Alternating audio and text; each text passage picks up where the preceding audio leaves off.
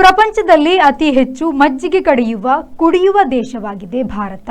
ಭಾರತದಲ್ಲಿ 7.5 ಕೋಟಿ ಡೈರಿಗಳು ಮಜ್ಜಿಗೆಯನ್ನು ತಯಾರಿಸುತ್ತದೆ.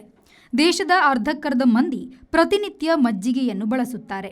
ಹಿಂದೆಲ್ಲ ಮನೆಯಲ್ಲಿ ಕಡೆದು ಬೆಣ್ಣೆ ತೆಗೆದು ಮಜ್ಜಿಗೆ ತಯಾರಾಗುತ್ತಿತ್ತು. ಈಗ ಆಧುನಿಕ ಡೈರಿಗಳಲ್ಲಿ ಲ್ಯಾಕ್ಟಿಕ್ ಆಮ್ಲ ಕುದಿಸಿ ಶೀತಕ ವಿಧಾನದಲ್ಲಿ ಮಜ್ಜಿಗೆ ತೆಗೆಯುತ್ತಾರೆ.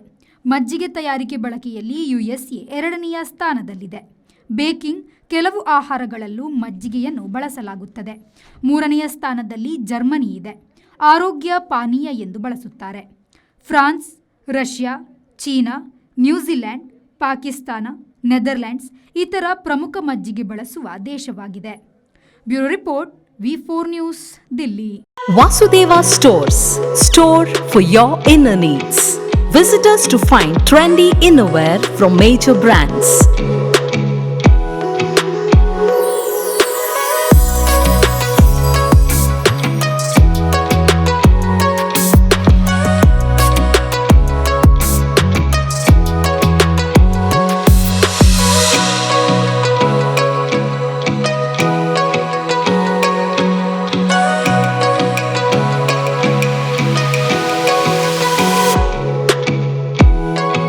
Visit Vasudeva Stores, ground floor, Ideal Towers near Sharavu Ganapati Temple, Mangaluru.